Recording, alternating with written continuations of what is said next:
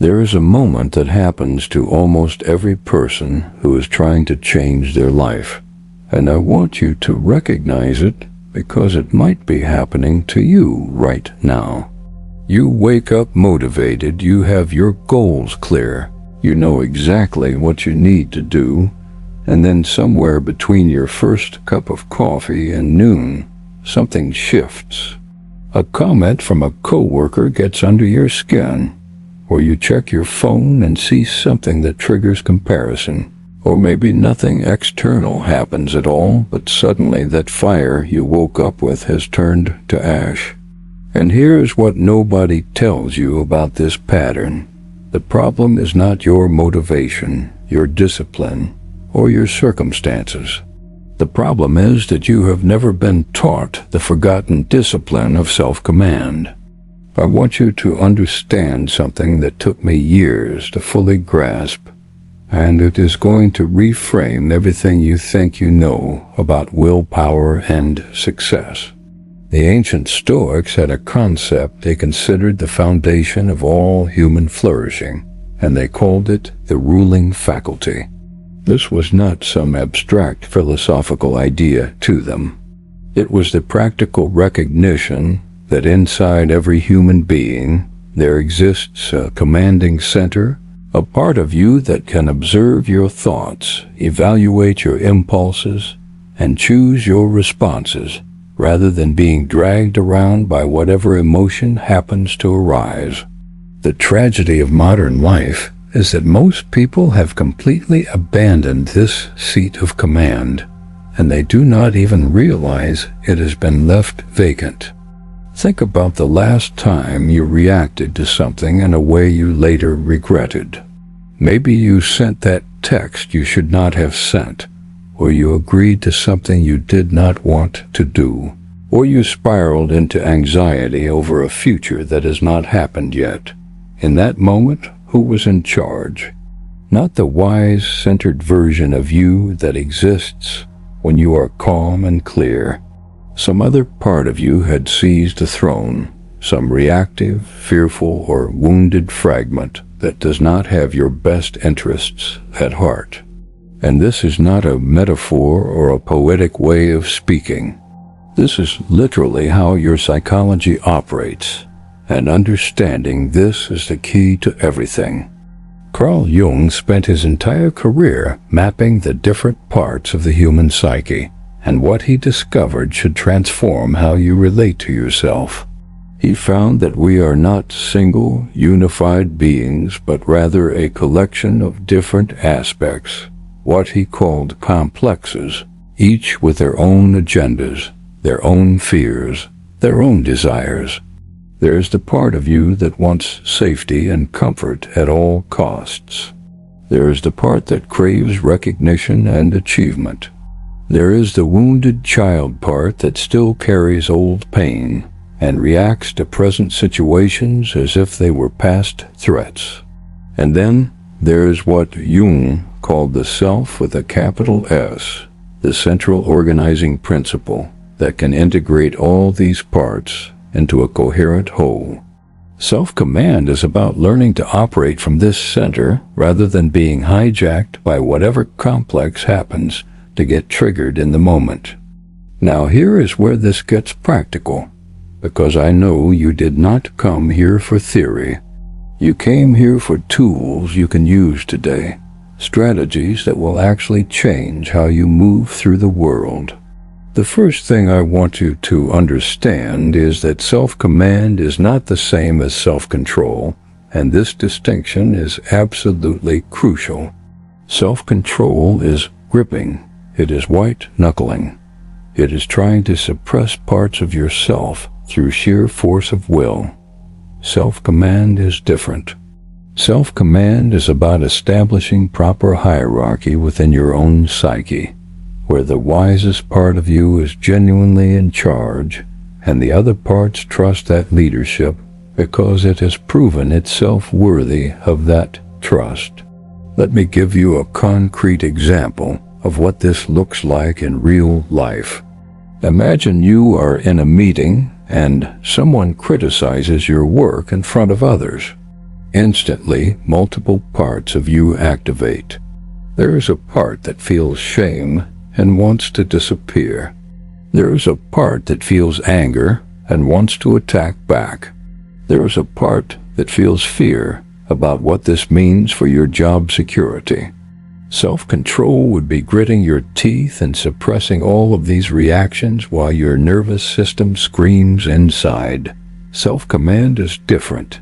Self-command is the capacity to notice all of these reactions arising, acknowledge them as valid responses from parts of you that are trying to protect you, and then choose your response from a centered place that can see the larger picture.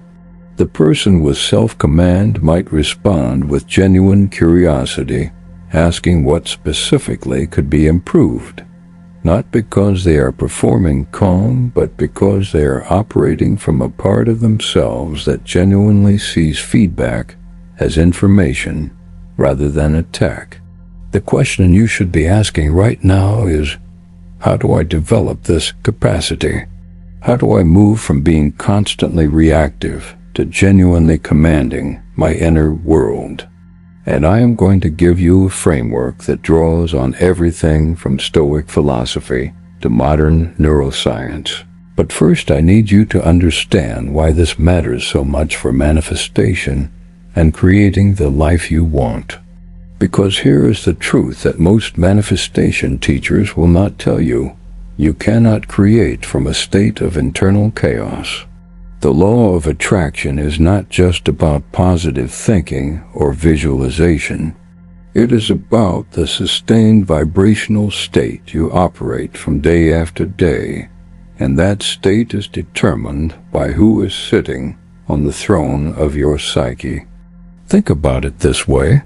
If the fearful, scarcity-minded part of you is running the show, what reality is that part going to create? It is going to make decisions based on avoiding loss rather than pursuing gain. It is going to see threats everywhere and opportunities nowhere. It is going to settle for situations that feel safe but are actually far beneath your potential. And all of your affirmations and vision boards cannot overcome this fundamental problem because your actions, your energy, and your decisions are all flowing from a source that is oriented toward survival rather than thriving. This is why so many people feel like manifestation does not work for them. It is not that the principles are wrong. It is that they are trying to create abundance from a consciousness that is fundamentally wired for scarcity. Now let me introduce you to a concept that might feel uncomfortable at first, but stay with me because this is where real transformation happens. Machiavelli, in his famous treatise on power, made an observation that most people misunderstand. He noted that there are two ways to be controlled, through force and through manipulation of your desires and fears. The truly powerful individual, he argued, is the one who cannot be controlled by either because they have mastered their own desires and fears first. This is not about becoming cold or ruthless. This is about recognizing that your emotions and impulses are levers that others can pull if you have not first learned to command them yourself. Every advertiser knows this. Every manipulator knows this. The question is whether you know it and what you are going to do about it. Here's the practice I want you to start today, and I call it the throne room reset. Several times throughout your day, especially when you feel yourself getting reactive or pulled off center, I want you to pause and close your eyes for just 30 seconds. In your mind, visualize yourself in a throne room and see yourself sitting on the throne in the center. Notice which parts of you are clamoring for attention, trying to run up to the throne and take over. You might sense anxiety pacing near the door, or anger banging on the walls, or shame trying to make itself invisible in the corner. Your job is not to banish these parts or pretend they do not exist. Your job is to acknowledge them from the throne, to let them know they are seen and heard, and to make the decision about what happens next from your position at the center. This might sound simple, almost too simple, but I want you to understand what is actually happening neurologically when you do this practice. When you shift from being identified with an emotion to observing that emotion from a centered place, you are activating your prefrontal cortex, the part of your brain responsible for executive function and wise decision-making. At the same time, you are calming the amygdala, the alarm center that generates reactive fight-flight-freeze responses. This is not mystical hand-waving. This is measurable brain activity that you can learn to shift through consistent practice. The Stoics did not have fMRI machines, but they figured this out through careful introspection 2,000 years ago, and modern neuroscience has confirmed what they discovered. Let me tell you about a client I worked with, and I share this because his struggle might be familiar to you. He came to me successful by external standards, good career, decent income, relationship that looked fine on paper. But inside he was constantly at war with himself. Every morning he would wake up anxious about all the things that could go wrong. Every interaction at work was filtered through a lens of whether people respected him enough or whether his position was secure. Every evening he would promise himself he would not doom scroll or drink too much, and every evening he would break that promise. He was exhausted from fighting himself, from trying to control these patterns through willpower alone. What we discovered through our work together was that he had never actually established self-command. He had developed elaborate self-control mechanisms, discipline hacks and productivity systems and willpower tricks, but these were all just ways of managing the chaos rather than resolving it. The anxious part of him was running the show, making all the decisions from a place of fear, and then the disciplined part would come in and try to clean up the mess and force him back on track. It was an exhausting civil war with no clear leader, and it was draining his life force day after day. When he learned to identify and work with these different parts, when he learned to occupy the throne of his own psyche and lead from that center, everything changed. Not overnight, transformation is never overnight, but steadily and reliably over months of practice. Here is something I want you to sit with. Something that might feel confronting, but that I believe you are ready to hear. Most people live their entire lives as puppets of their own unexamined conditioning. They think they are making choices, but really they are just running old programs installed in childhood. Programs about what is safe and what is dangerous, what is possible and what is out of reach, who they are, and who they can never become. Jung called this the shadow. All the parts of ourselves we have disowned or never developed because they did not fit with the identity we were taught to maintain.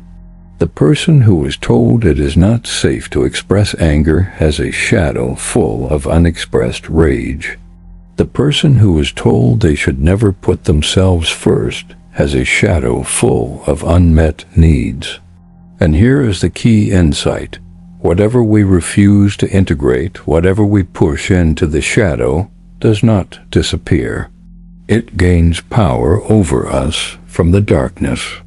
This is why self-command requires what Jung called shadow work, the courageous process of turning toward the parts of ourselves we have been taught to reject.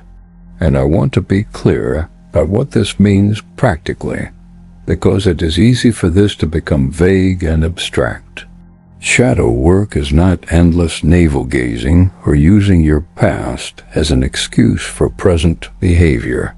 Shadow work is the disciplined practice of noticing when you are triggered, tracing that reaction back to its source, and reclaiming the energy that has been trapped there. Every time you do this, you become more whole. Every part you integrate is no longer controlling you from the shadows, but is now available to you as a resource, as strength you can consciously direct toward your goals. Let me give you an example of how this works in the realm of manifestation and creating abundance. Many people struggle to create wealth, not because they lack opportunity or capability, but because they carry unconscious beliefs about money that sabotage them at every turn. Maybe you grew up hearing that money is the root of all evil, or that rich people are greedy, or that wanting more than you have is shameful. These beliefs did not dissolve when you became an adult. They went into the shadow, and now they operate invisibly, causing you to sabotage opportunities, to undercharge for your work, to spend compulsively as soon as you start building savings, to feel guilty whenever you experience abundance. You can recite money affirmations until you lose your voice, but until you bring these shadow beliefs into the light and integrate them, they will continue to run your financial life from below the threshold of consciousness. The truly powerful individual, and I mean power in the deepest sense, not domination over others, but sovereignty over oneself, is the one who has done this integration work. They know their shadow intimately. They have traced their triggers back to their sources and reclaimed the energy trapped there. They are not blindsided by their own reactions because they have mapped their inner terrain with the same care an explorer would map unknown territory. This is what the Stoics meant by knowing yourself. This is what Jung meant by individuation. This is what every genuine spiritual tradition points toward: the creation of an integrated whole human being who can act with clarity and purpose because they are not constantly being pulled in different directions by unexamined parts.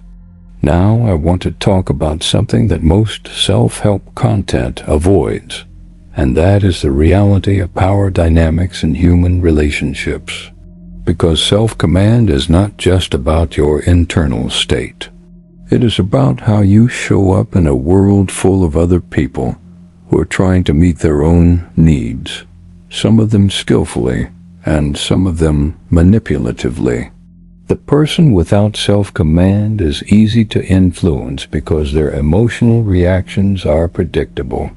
If you know someone's triggers, you can play them like an instrument. This is not cynical. This is simply how human psychology works. And the sooner you accept it, the sooner you can become someone who cannot be played. Robert Greene, in his studies of power throughout history, identified something crucial that I want you to understand. He found that the most powerful individuals across cultures and centuries shared one common trait: emotional self-possession. They could not be rattled, not because they did not feel emotions, but because they had such command over their internal state that they could choose when and how to express what they felt. When everyone around them was reacting, they were responding. When others were being played by circumstances, they were playing the game with full awareness. This is not about becoming a sociopath or manipulating others. This is about being so rooted in your own center that you cannot be manipulated, and from that grounded place, you can engage with the world strategically rather than reactively. Here is a concrete tool you can use in any situation where you feel yourself being pulled off center. I call it the 2-second sovereignty practice, and it is deceptively simple but incredibly powerful. Whenever someone says something that triggers you or something happens that would normally cause an immediate reaction, You give yourself exactly 2 seconds of intentional pause before you respond in any way. During those 2 seconds, you are not suppressing your reaction. You are creating space between stimulus and response. You are reminding your nervous system that you have choice, that you are not just a bundle of conditioned reflexes, but a sovereign being who can select their response. These 2 seconds are where your freedom lives. These 2 seconds are the gap between being a puppet and being a person. I want to acknowledge something that might be happening for you as you listen to this, because I have seen it many times in coaching. Part of you might be resonating deeply with everything I am saying, feeling a sense of recognition and hope. And another part might be resisting, perhaps thinking this sounds too hard, or doubting whether you specifically can develop this capacity, or feeling overwhelmed by how far you feel from this kind of mastery. If that is happening, I want you to know that this resistance is itself useful information. That doubting voice, that overwhelmed feeling, that is one of the parts I have been describing. It is not the truth of who you are. It is a protector that learned long ago to keep your expectations low so you would not be disappointed. And the fact that it is getting triggered right now means we are touching something real, something that matters. Let me tell you what I have seen again and again in people who develop genuine self-command. It is not that their lives become problem-free or that they never feel difficult emotions. What happens is more subtle and more profound. They develop an unshakable sense of their own center, an inner refuge that remains calm even when circumstances are chaotic. They stop being at the mercy of other people's moods and opinions because their sense of self is anchored within rather than dependent on external validation. They become magnetic, not through manipulation or performance, but because people can sense the groundedness, the wholeness, the presence that radiates from someone who has claimed sovereignty over their own inner world. I want to give you one more practice, something you can do tonight before you go to sleep. And this one is specifically designed to help you begin the work of identifying which parts of you have been running the show without your conscious awareness. Find a quiet place, close your eyes, and replay your day in your mind, not as a judge evaluating what you did right or wrong, but as a curious observer. Notice the moments when you were centered, when you felt like the wisest version of yourself was making the decisions.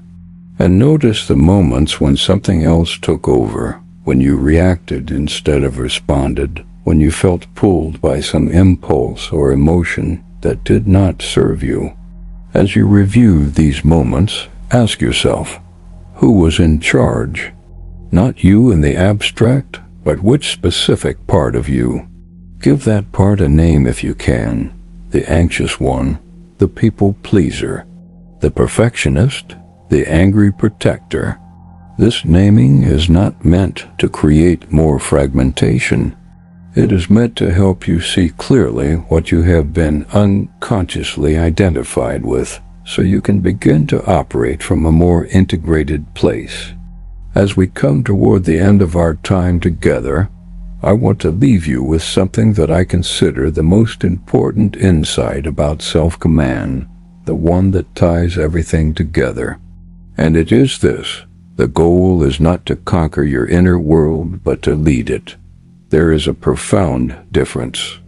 A conqueror rules through force and suppression, and there is always rebellion simmering beneath the surface.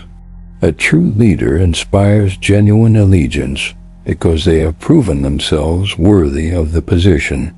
When you try to conquer your difficult emotions, your shadow parts, your unwanted impulses, you create an inner dynamic of warfare that drains your energy and never fully succeeds. When you learn to lead your inner world, to acknowledge each part, to understand its positive intention, to give it an appropriate role in the larger whole, you create inner harmony that generates rather than drains energy. And this is what the Stoics understood when they spoke of living according to nature. They did not mean suppressing your human experience. They meant aligning all parts of yourself under the governance of reason and wisdom. This is what Jung meant by individuation, not the eradication of complexity, but its integration into a functioning whole. This is what true abundance mindset actually requires, not the denial of your fears and doubts, but the development of a self that is larger than those fears, a self that can hold them with compassion while still moving toward what you truly want. And this is what manifestation, at its deepest level, actually is: the alignment of your whole being, conscious and unconscious, toward the reality you are creating. Here's my invitation to you. Starting today, begin treating yourself as the sovereign ruler of your own inner kingdom, not a tyrant who punishes unruly subjects, but a wise monarch who understands that every part of the kingdom has a role to play. When difficult emotions arise, meet them with curiosity rather than condemnation. When old patterns repeat, trace them to their source with the patience of a detective. When you find yourself off-center, use the practices I have given you: the throne room reset, the 2-second sovereignty, the evening review, to gradually rebuild your capacity for self-command. This is not about being perfect. This is about being present to your own experience in a way that allows you to choose who you want to be in any given moment. I want you to really hear this because it is the truth that changes everything. You already have within you everything you need to become the person you know you can be. The wisdom is already there. The strength is already there. The capacity for peace and power and purpose is already there. What has been missing is not some external resource or secret technique. What has been missing is you, the conscious, choosing, commanding you, taking your rightful place at the center of your own life. Today can be the day that changes, not because your circumstances are going to suddenly transform, but because you are going to begin relating to yourself differently. You are going to stop abandoning the throne to whatever emotion or impulse demands attention loudest. You are going to start showing up as the leader your inner world has been waiting for. And when you do this consistently, something remarkable happens that no words can fully prepare you for. The external world begins to shift in response.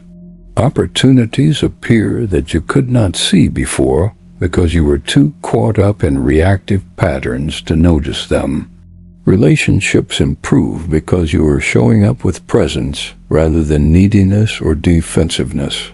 Your work gains a new quality of excellence because it flows from centered intention rather than scattered effort. This is not magic, though it might feel magical. This is simply what happens when a human being claims sovereignty over their own consciousness and begins operating from that integrated place. This is the forgotten discipline of self-command, and it is available to you starting right now. So here is what I want you to take from our time together today. Self-command is not self-control. It is the establishment of wise leadership over your inner world rather than the suppression of its parts. Your psychology is made up of multiple aspects that each have their own agendas, and until you consciously take the throne, one of these parts will always be running the show by default. The practices of the throne room reset, 2-second sovereignty, and evening review are tools you can use starting today to begin this process. And the ultimate goal is not conquest, but integration, not perfection, but presence. Not eliminating your humanness, but leading it toward the life you know you are capable of creating. You have everything you need. The only question is whether you will claim it. And I believe, because you have stayed with me through this entire conversation, that you are ready. I will see you in the next one.